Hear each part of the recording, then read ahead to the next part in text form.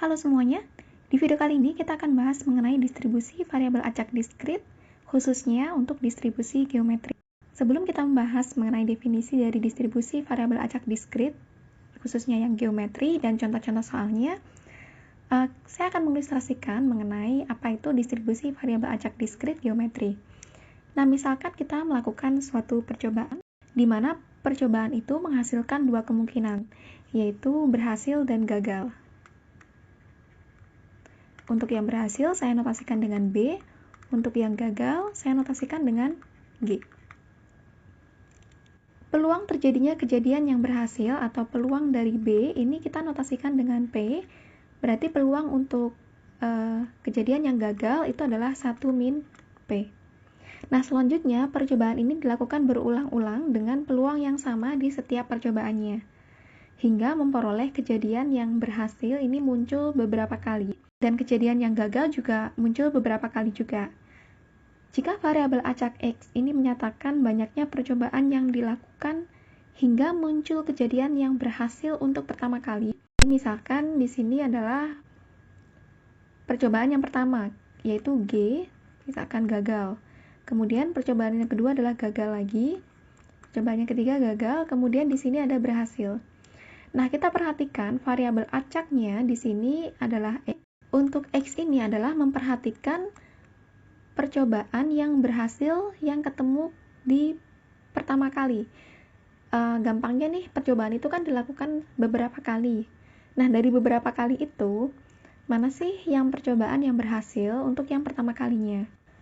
Nah, sebagai ilustrasi, misalkan kita memiliki kejadian sebanyak K kali.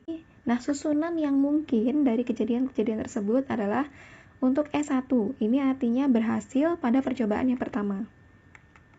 Kemudian E2 di sini artinya percobaan yang pertama gagal, tapi percobaan yang kedua berhasil.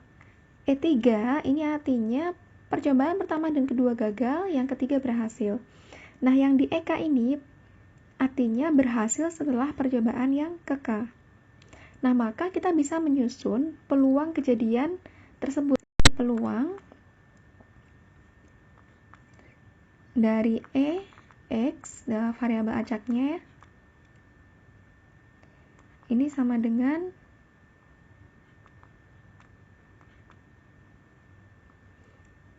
peluang dari G, kemudian G, dan seterusnya ya, sampai dengan berhasilnya. Nah, di sini adalah X min 1.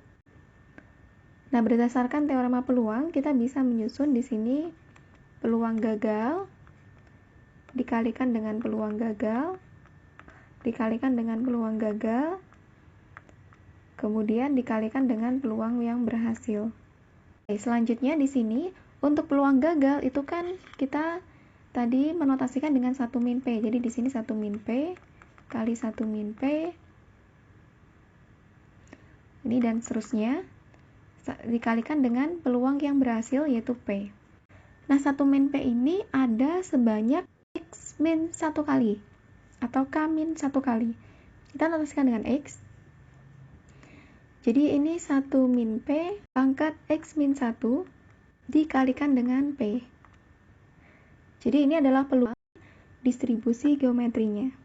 Jadi apabila kita simpulkan bahwa apa sih yang dinamakan dengan distribusi variabel acak geometri? Variabel acak X ini dikatakan memiliki distribusi geometri jika dan hanya jika fungsi peluangnya berbentuk Px sama dengan Px sama dengan X. Nah, ini adalah formulanya. 1 min P pangkat X min 1 kali dengan P. Nah, dari mana ini? Kita sudah menunjukkan di ilustrasi yang tadi. Selanjutnya kita akan membuktikan apakah distribusi geometri ini merupakan suatu fungsi peluang. Nah, untuk membuktikan, kita balik lagi ke definisi dari fungsi peluang. Untuk fungsi peluang sendiri, di sini definisinya itu adalah sigma X, Fx, fungsi peluang, sama dengan 1. Ada juga yang menyatakan bukan Fx, tapi Px. Sama saja, itu adalah fungsi peluang. Nah, berdasarkan definisi dari distribusi geometri yang tadi sudah kita lakukan, berarti untuk fungsi peluangnya, kita akan menunjukkan bahwa fungsi peluangnya ini sama dengan 1. Jadi kan sigma x fx ini kan sama dengan sigma x sama dengan 1 sampai dengan tak hingga. Nah, kenapa 1? Karena dia kan setidaknya ada minimal 1 percobaan gitu ya, bukan 0 percobaan. Jadi x sama dengan 1 sampai dengan tak hingga percobaan. Nah, kemudian sesuai dengan definisi tadi, 1 min P pangkat x min 1 kali dengan P. Nah, ini kita menggunakan konsep dari teorema sigma. Kita keluarkan P-nya karena ini adalah suatu konstanta. Jadi, P kali sigma X sama dengan 1 sampai dengan tak hingga 1 min P pangkat X min 1. Nah, selanjutnya, ini sama saja dengan P kali, kita coba jabarkan, apabila X-nya 1. Di sini, berarti kita ganti X-nya di sini adalah 1. Berarti 1 dikurangi 1 adalah 0. Berapapun, kalau dipangkatkan 0, hasilnya adalah 1. Nah, ini kan sigma, berarti ditambah. Bagaimana kalau X-nya 2? Berarti 2 dikurangi 1. 1. Berarti di sini 1 min P. Kemudian ditambah, kalau X-nya 3, berarti menjadi 1 min P kuadrat. Dan seterusnya sampai tak hingga. Nah, kurang lebih seperti ini. Nah, apabila diperhatikan, jumlah tak terhingga di atas mengikuti kaidah dari deret geometri. Nah, ini mengikuti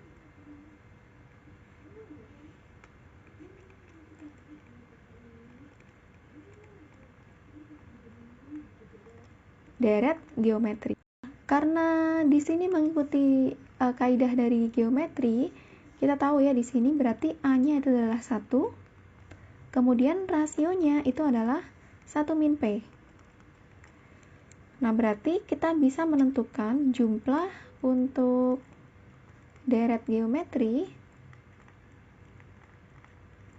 jumlah tak hingga untuk deret geometri atau S tak hingga itu sama saja dengan A per 1 min R. Sehingga di sini untuk A-nya itu adalah 1, 1 min R-nya itu adalah 1 min P. Sehingga 1 dikurangi 1 dikurangi 1 ditambah P. Hasilnya adalah 1 per P. Sehingga kita kembalikan lagi ke sini, berarti di sini P kali dengan 1 per P. Hasilnya adalah 1. Nah, dari sini terbukti distribusi geometri ini merupakan suatu fungsi peluang. Kemudian nilai ekspektasi dan variansi dari distribusi geometri itu dapat didefinisikan sebagai mu, atau ini adalah simbol dari nilai ekspektasi atau ekspektasi X, itu adalah 1 per P. Kemudian nilai variansi atau Vx-nya itu adalah 1 min P per P kuadrat. Nah, selain nilai ekspektasi dan nilai variansi, parameter yang lain adalah fungsi pembangkit momen. Nah, berikut adalah fungsi pembangkit momen untuk distribusi geometri.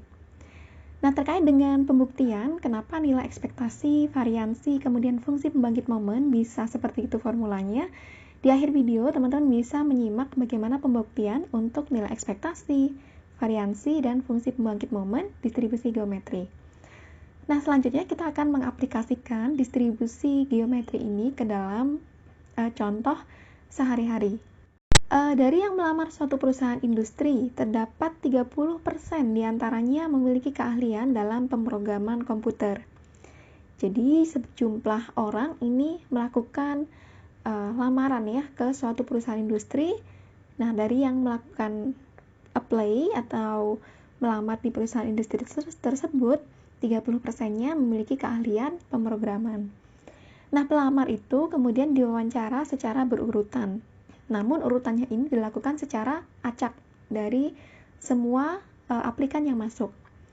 Tentukan peluang bahwa pelamar yang memiliki keahlian dalam pemrograman komputer ini ditemukan untuk pertama kali pada urutan interview yang kelima. Jadi, kalau gampangnya nih, kan ada sekelompok pelamar nih ya. Mereka akan melakukan interview. Nah, proses interviewnya ini Untuk pemanggilannya ini secara berurutan tapi acak. Gitu. Kemudian yang ditanyakan adalah berapakah peluang bahwa pelamar yang memiliki keahlian dalam pemrograman ini ditemukan pada urutan yang kelima. Artinya ini memiliki keahlian. Peluangnya berapa nih peluangnya gitu. Nah, bagaimana cara untuk menyelesaikan soal ini? Nilai P itu adalah 0,3 karena kita memperhatikan yaitu pelamar yang memiliki keahlian dalam pemrograman komputer. Nah, kemudian karena yang dicari itu adalah berhasil, jadi ibaratnya nih kalau diilustrasikan dengan video pembukaan tadi, di sini artinya gagal, gagal, gagal, gagal. Nah, di sini baru berhasil.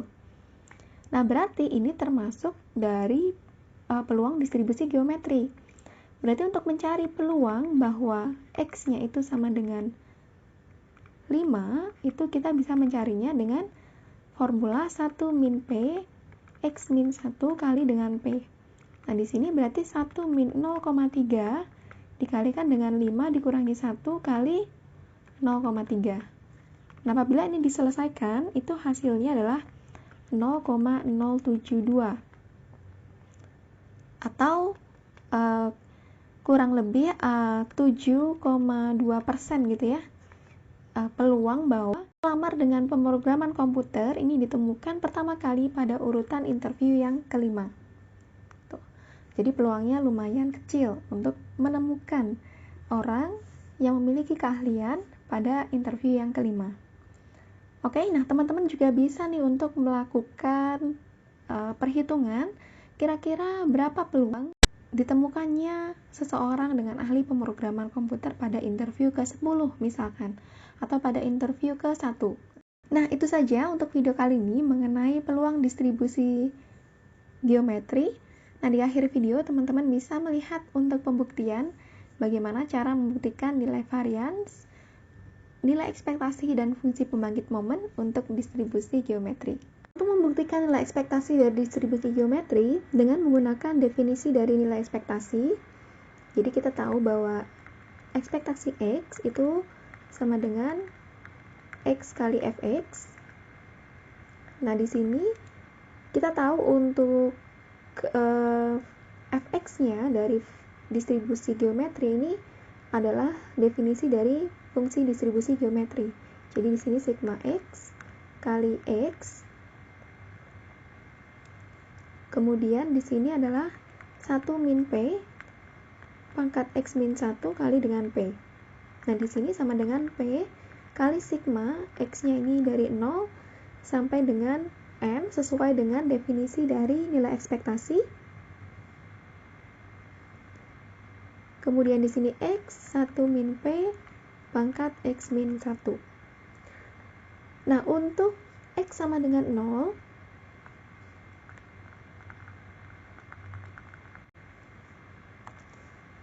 di sini kalau misalkan X-nya 0, berarti hasilnya adalah 0. Nah, sehingga kita bisa untuk mengubahnya di sini ekspektasinya, ekspektasi dari X sama dengan P. Ini 0 ya, udah pasti ya. Jadi kita tinggal menghitung untuk yang sigma X sama dengan 1 sampai dengan N, 1 min P pangkat X min 1. Oke. Nah, kita perhatikan untuk bentuk ini, X 1 min P, X pangkat min 1. Nah, bentuk ini apabila diperhatikan, ini merupakan hasil turunan. Hasil turunan dari 1 min P pangkat X yang diturunkan terhadap 1 min P. Jadi kalau misalkan teman-teman lihat di sini, hasil turunan dari 1 min P ini kalau diturunkan, bukan terhadap X, tapi terhadap 1 min P, maka dia hasilnya adalah X kali 1 min P pangkat X min 1.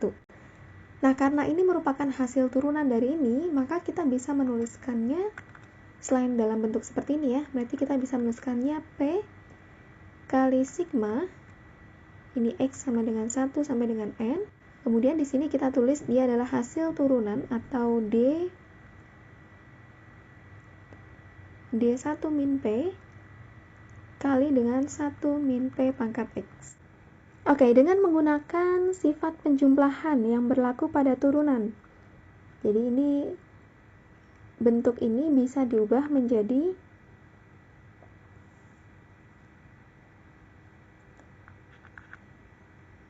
P kali D1 min P sigma X sama dengan 1 pangkat N 1 min P pangkat X. Nah, kemudian bentuk ini kalau misalkan dijabarkan, dia menjadi, ini ya, kalau dijabarkan 1 min P ditambah 1 min P kuadrat ditambah 1 min P pangkat 3 ditambah dan seterusnya. Oke. Dengan menggunakan konsep penjumlahan tak hingga, ini ya, sama dengan deret tak hingga, dengan rasionya adalah 1 min P, R-nya adalah 1 min P, A-nya adalah 1 min P.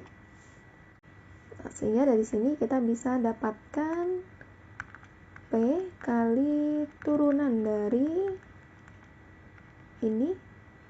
Jadi kalau dihitung, dia menjadi untuk S tak hingga ini adalah A per 1 min R menjadi 1 min P per 1 min P 1 min P per P.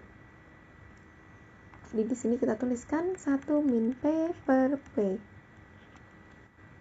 Oke, kalau sudah berarti di sini P. Nah, ini adalah turunan U per V. Jadi kalau teman-teman ingat untuk yang ini, kalau misalkan ada U per V, berarti turunannya adalah U aksen V min U V aksen per V kuadrat. Nanti teman-teman bisa coba untuk menurunkan ini. Nah, sehingga nanti akan diperoleh P kali dengan 1 per P kuadrat. Ini hasilnya adalah 1 per P. Jadi inilah terbukti ya dari yang tadi sudah ditunjukkan bahwa nilai ekspektasi dari distribusi geometri itu adalah 1 per P. Oke? Nah, ini adalah pembuktian untuk nilai ekspektasi dari distribusi geometri. Nah, lalu bagaimana dengan pembuktian untuk nilai variansi dan fungsi pembangkit momen? Caranya sama, saya akan memberikan step awalnya, nanti teman-teman bisa melanjutkan sesuai dengan definisi dari nilai variansi dan fungsi pembangkit momen. Silakan dicoba.